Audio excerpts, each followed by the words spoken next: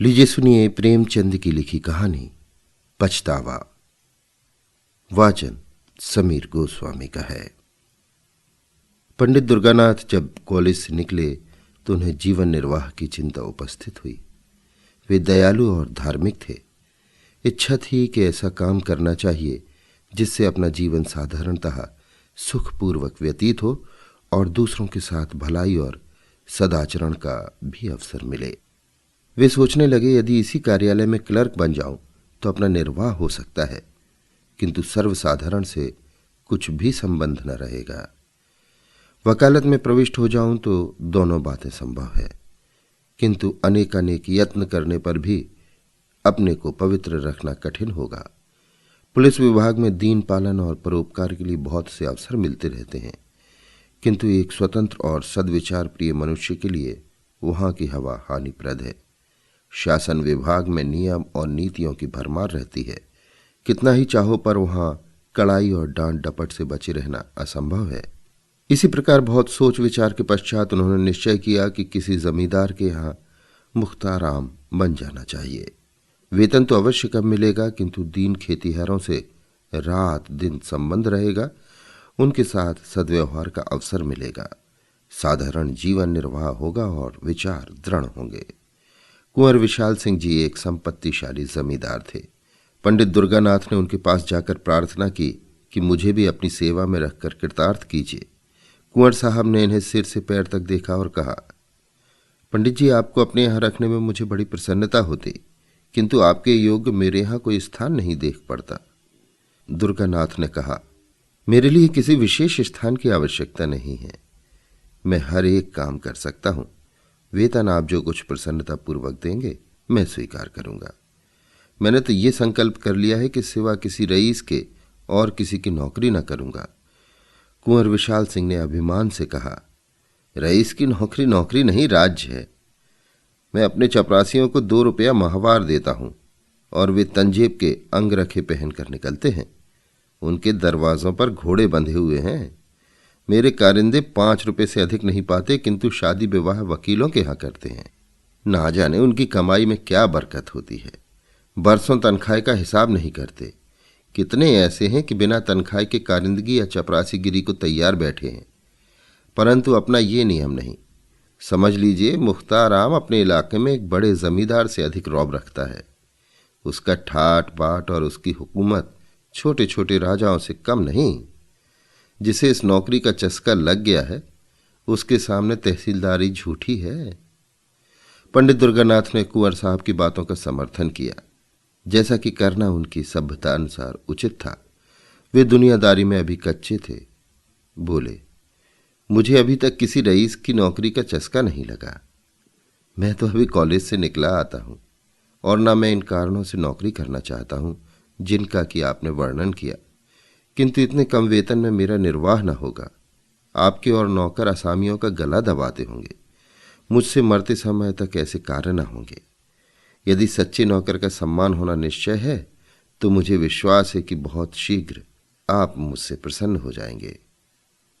कुंवर साहब ने बड़ी दृढ़ता से कहा, हाँ, ये तो निश्चय है कि सत्यवादी मनुष्य का आदर सबका ही होता है, किंतु मेरे यहाँ तनख्वाह अधिक नहीं दी जाती। जमींदार के इस प्रतिष्ठा शून्य उत्तर को सुनकर पंडित जी कुछ खिन्न हृदय से बोले, तो फिर मजबूरी है। मेरे द्वारा इस समय कुछ कष्ट आपको हो तो क्षमा कीजिएगा, किंतु मैं आपसे कह सकता हूं कि ईमानदार आदमी आपको सस्ता न मिलेगा। कुंवर साहब ने मन में सोचा कि मेरे यहां सदा अदालती कचहरी लगी रहती है। सैकड़ों रुपए तो डिग्री और तजवीज़ों और अंग्रेजी अनुवाद में लग जाते हैं। एक अंग्रेजी का पूर्ण पंडित सहज ही में मिल रहा है। सो भी अधिक तनख्वाह नहीं देनी पड़ेगी। इसे रख लेना ही उचित है। लेकिन पंडित जी की बात का उत्तर देना आवश्यक था, अतः कहा, महाशय, सत्यवादी मनुष्य को कितना ही कम वेतन दिया जाए वो सत्य को न छोड़ेगा, और न अधिक वेतन पाने से बेईमान सच्चा बन सकता है। सच्चाई का रुपये से कुछ संबंध नहीं। मैंने ईमानदार कुली देखे और बेईमान बड़े बड़े धनाढ्य पुरुष। परंतु अच्छा, आप एक सज्जन पुरुष हैं। आप मेरे यहाँ प्रसन्नतापूर्वक रहिए। मैं आपको एक इलाके का अधिकारी बना दूंगा और आपका काम देखकर तरक्की भी कर दूंगा। दुर्गानाथ जी ने 20 रुपये मासिक पर रहना स्वीकार किया। यहाँ कोई 2.5 मील पर कोई गांव का एक इलाका चांदपार के नाम से विख्यात था। पंडित जी इस इलाके के कारिंदे नियत हुए।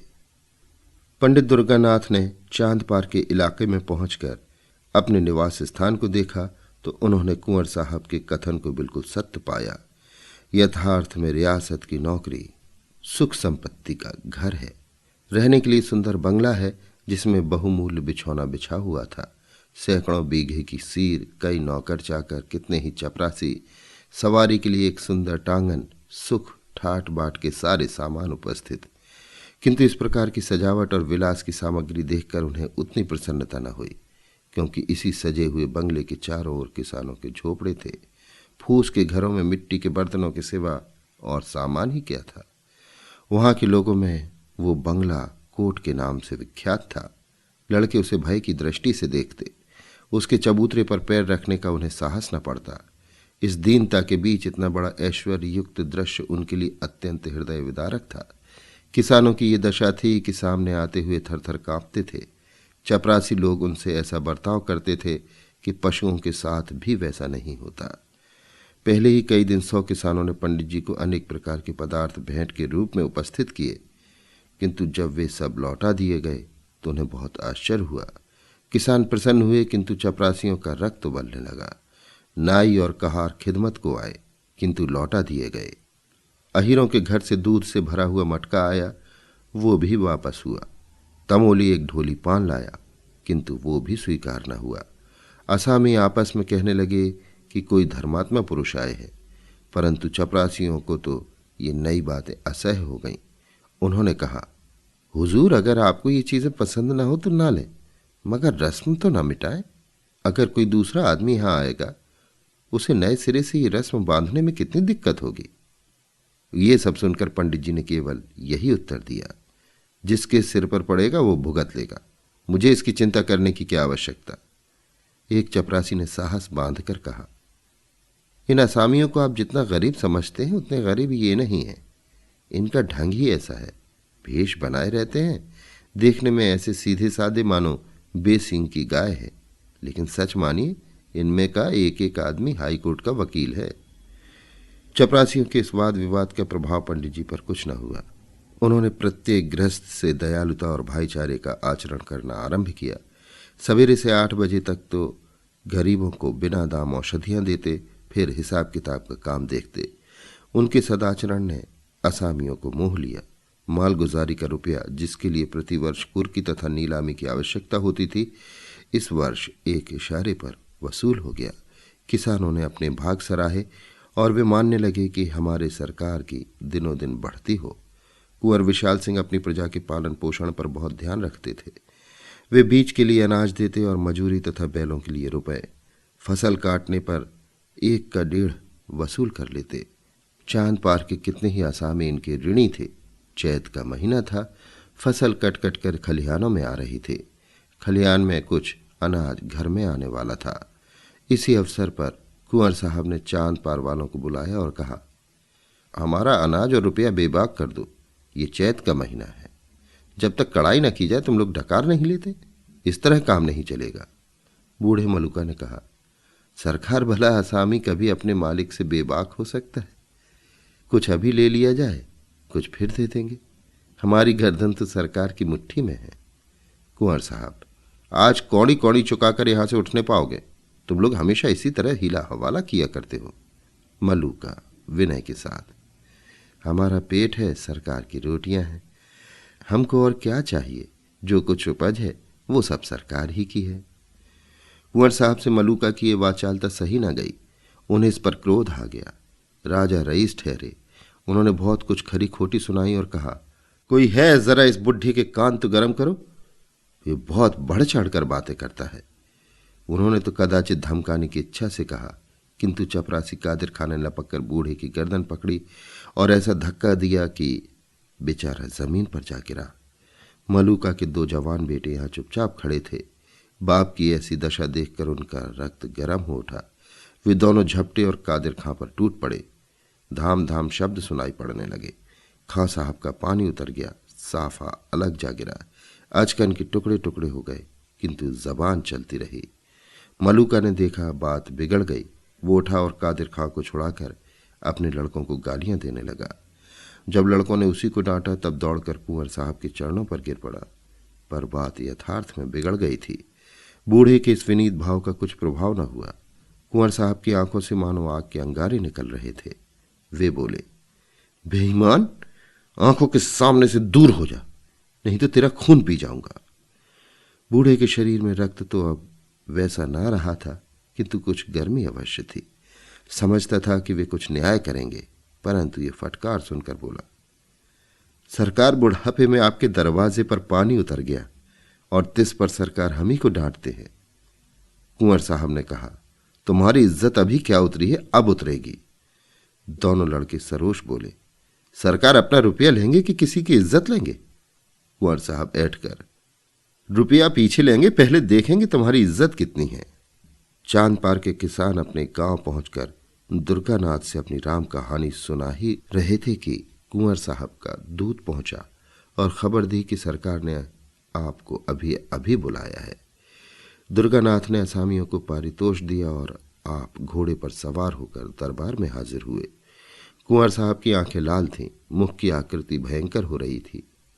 कई मुख्तार और चपरासी बैठे हुए आग पर तेल डाल रहे थे। पंडित जी को देखते ही कुंवर साहब बोले, चांद पार वालों की हरकत आपने देखी? पंडित जी ने नम्र भाव से कहा, जी हाँ, सुनकर बहुत शोक हुआ। ये तो ऐसे सरकश ना थे। कुंवर साहब, ये सब आप ही के आगमन का फल है। आप अभी स्कूल के लड़के हैं, आप क्या जाने कि संसार में कैसे रहना होता है। यदि आपका बर्ताव असामियों के साथ ऐसा ही रहा तो फिर मैं जमींदारी कर चुका, ये सब आपकी करनी है। मैंने इसी दरवाजे पर असामियों को बांध बांध कर उल्टे लटका दिया है और किसी ने चूं तक न की। आज उनका ये साहस मेरे ही आदमी पर हाथ चलाए। दुर्गानाथ कुछ दबते हुए, महाशय, इसमें मेरा क्या अपराध? मैंने तो जब से सुना है तभी से स्वयं सोच में पड़ा हूं। कुंवर साहब, आपका अपराध नहीं तो किसका है? आप ही ने तो इनको सिर चढ़ाया, बेगार बंद कर दी। आप ही इनके साथ भाईचारे का बर्ताव करते हैं, उनके साथ हंसी मजाक करते हैं। ये छोटे आदमी इस बर्ताव की कदर क्या जाने? किताबी बातें स्कूल ही के लिए हैं, दुनिया के व्यवहार का कानून दूसरा है। अच्छा, जो कुछ हुआ सो हुआ। अब मैं चाहता हूं कि इन बदमाशों को सरकशी का मजा चखाया जाए। असामियों की रसीदें तो नहीं हैं? दुर्गानाथ कुछ डरते हुए, जी नहीं, रसीदें तैयार हैं, लेकिन आपके हस्ताक्षरों की देर है। कुंवर साहब कुछ संतुष्ट होकर, यह बहुत अच्छा हुआ, शकुन अच्छे हैं। अब आप इन रसीदों को चिराग अली के सुपुर्द कीजिए। इन लोगों पर बकाया लगान की नालिश की जाएगी। फसल नीलाम कर दूंगा, जब भूखे मरेंगे तब सूझेगी। जो रुपया अब तक वसूल हो चुका है वो बीज और ऋण के खाते में चढ़ा दीजिए। आपको केवल ये गवाही देनी होगी कि ये रुपया मालगुजारी के मद में नहीं, कर्ज के मद में वसूल हुआ है, बस। दुर्गानाथ चिंतित हो गए।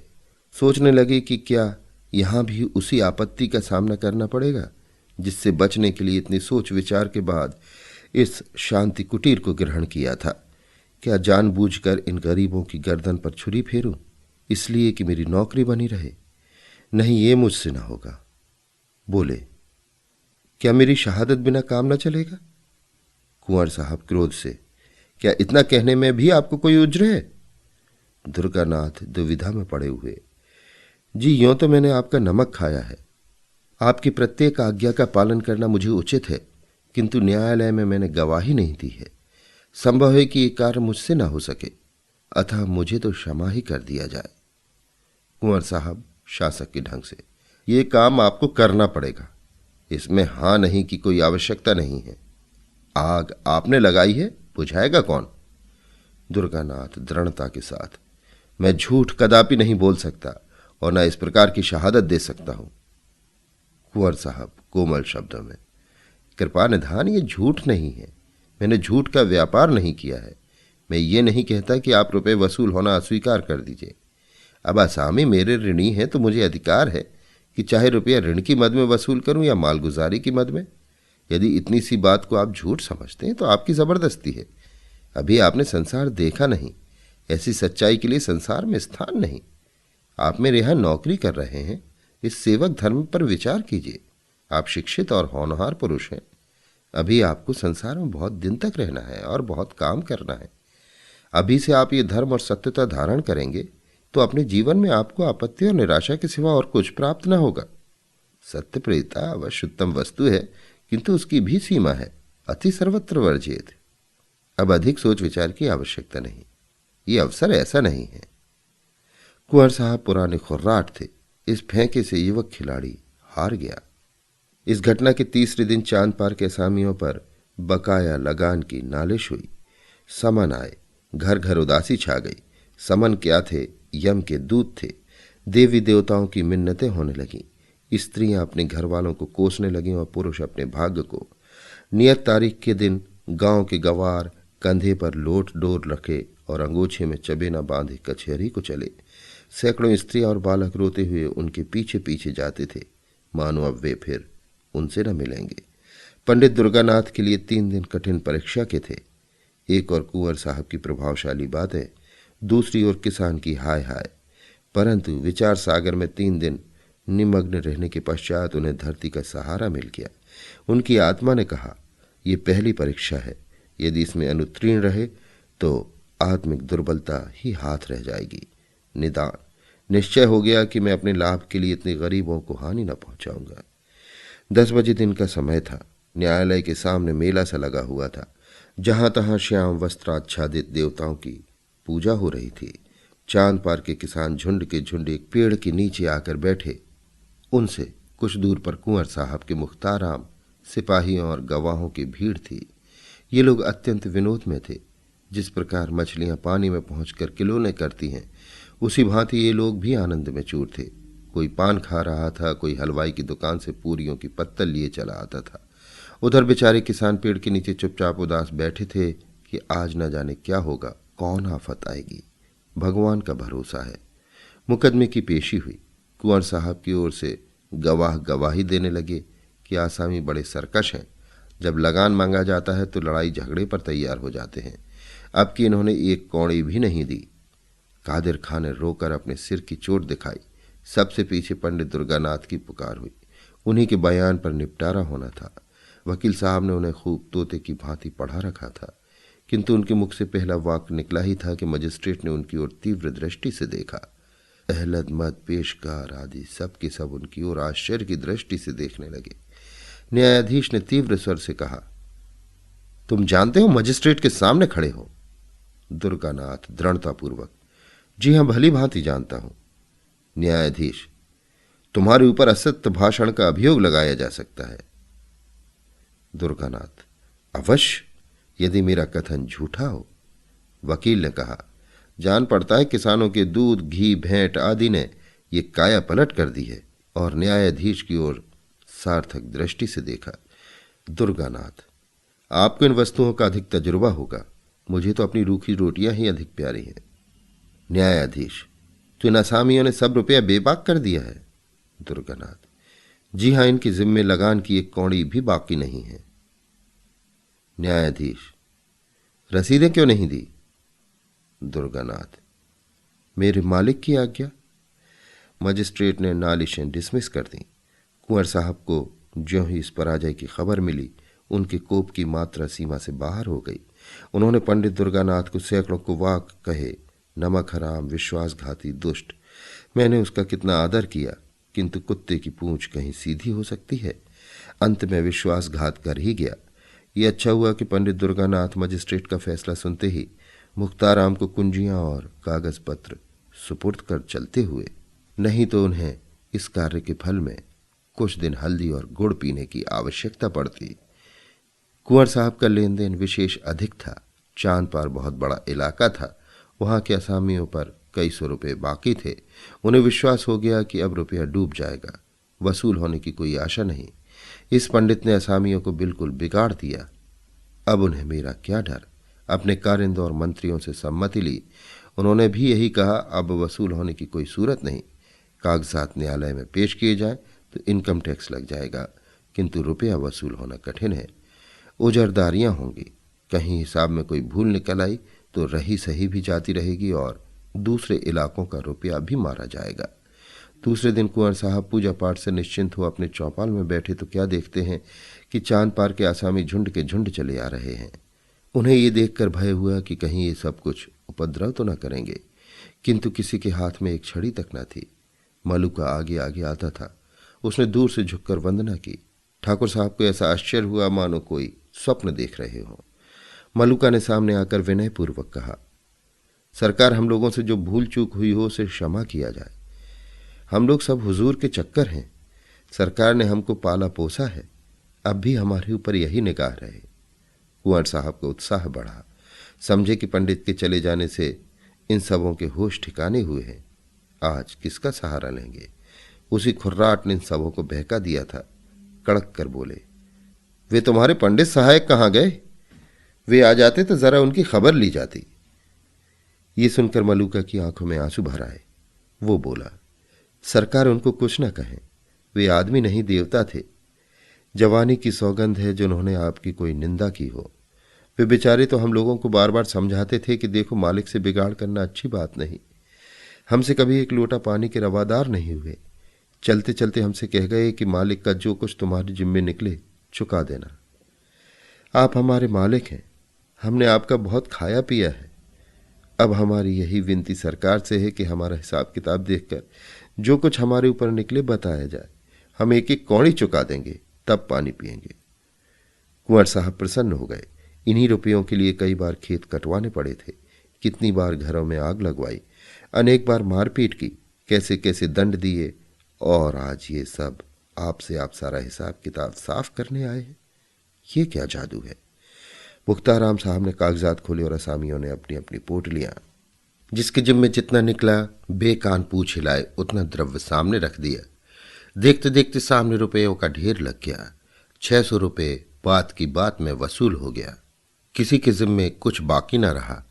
ये सत्यता और न्याय की विजय थी। कठोरता और निर्दयता से जो काम अभी न हुआ, वो धर्म और न्याय ने पूरा कर दिखाया। जब से ये लोग मुकदमा जीत आए, तभी से उनको रुपया चुकाने की धुन सवार थी। पंडित जी को वो यथार्थ देवता समझते थे। रुपया चुका देने के लिए उनकी विशेष आज्ञा थी। किसी ने बैल, किसी ने गहने बंधक रखे। ये सब कुछ सहन किया, परंतु पंडित जी की बात न टाली। कुंवर साहब के मन में पंडित जी के प्रति जो बुरे विचार थे सब मिट गए। उन्होंने सदा कठोरता से काम लेना सीखा था। उन्हीं नियमों पर वे चलते थे। न्याय तथा सत्यता पर उनका विश्वास न था, किंतु आज उन्हें प्रत्यक्ष देख पड़ा कि सत्यता और कोमलता में बहुत बड़ी शक्ति है। ये असामी मेरे हाथ से निकल गए थे। मैं इनका क्या बिगाड़ सकता था? अवश्य ये पंडित सच्चा और धर्मात्मा पुरुष था। उसमें दूरदर्शिता न हो, काल ज्ञान न हो, किंतु इसमें संदेह नहीं कि वो निष्प्रह और सच्चा पुरुष था। कैसी ही अच्छी वस्तु क्यों न हो, जब तक हमको उसकी आवश्यकता नहीं होती तब तक हमारी दृष्टि में उसका गौरव नहीं होता। हरी दूब भी किसी समय अशर्फियों के मूल बिक जाती है। कुंवर साहब का एक काम एक निष्प्रह मनुष्य बिना नहीं रुक सकता था। अतएव पंडित जी के इस सर्वोत्तम कार्य की प्रशंसा किसी कवि की कविता से अधिक न हुई। चांद पार के असामियों ने अपने मालिक को कभी किसी प्रकार का कष्ट न पहुंचाया, किंतु अन्य इलाके वाले असामी उसी पुराने ढंग से चलते थे। उन इलाकों में रगड़ झगड़ सदैव मची रहती थी। अदालत, मारपीट, डांट डपट सदा लगी रहती थी। किंतु ये सब तो जमींदार के श्रृंगार है। बिना इन सब बातों की जमींदारी कैसी? या दिन भर बैठे बैठे वे मक्खियां मारे? कुंवर साहब इसी प्रकार पुराने ढंग से अपना प्रबंध संभालते जाते थे। कई वर्ष व्यतीत हो गए। कुंवर साहब का कारोबार दिनों दिन चमकता ही गया। यद्यपि उन्होंने 5 लड़कियों के विवाह बड़ी धूमधाम के साथ किए, परंतु तिस पर भी उनकी बढ़ती में किसी प्रकार की कमी न हुई। हाँ, शारीरिक शक्तियां अवश्य कुछ कुछ ढीली पड़ती गई। बड़ी भारी चिंता यही थी कि इतनी बड़ी संपत्ति और ऐश्वर्य का भोगने वाला कोई उत्पन्न न हुआ। भांजे, भतीजे और नवासे इस रियासत पर दांत लगाए हुए थे। कुंवर साहब का मन अब इन सांसारिक झगड़ों से फिरता जाता था। आखिर ये रोना धोना किसके लिए? अब उनके जीवन में एक परिवर्तन हुआ। द्वार पर कभी कभी साधु संत धूनी रमाए हुए देख पड़ते। स्वयं भगवत गीता और विष्णु सहस्त्रनाम पढ़ते थे। पारलौकिक चिंता अब नित्य रहने लगी। परमात्मा की कृपा और साधु संतों के आशीर्वाद से बुढ़ापे में उनको एक लड़का पैदा हुआ। जीवन की आशाएं सफल हुईं, पर दुर्भाग्यवश पुत्र के जन्म ही से कुंवर साहब शारीरिक व्यवस्थाओं से ग्रस्त रहने लगे।